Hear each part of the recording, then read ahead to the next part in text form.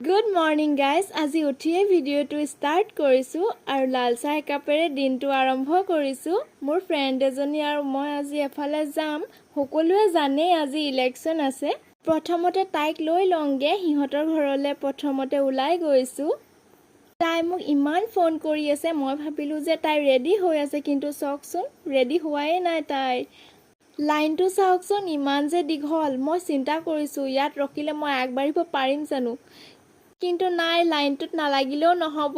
এয়া দেখিছেনে, মই অকণমান মাজত গ'লোঁ আৰু পিছতো বহুত মানুহ লাগিলে লাইনত।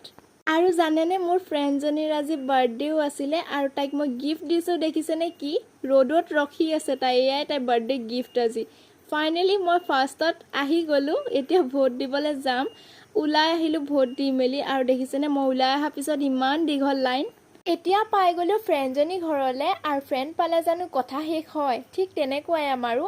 আৰু এয়া দেখিছেনে সিহঁতৰ কণমানিকেইজনী শাৰী পিন্ধি কেনেকৈ নাচি আছিলে। আমিও সৰুতে এনেকুৱাই আছিলোঁ নহয় জানো। আৰু আমি দুয়োজনীয়ে ভাত খাই ল'লোঁ। ঠিক আছে, আজিলৈ আহিছোঁ, বাই।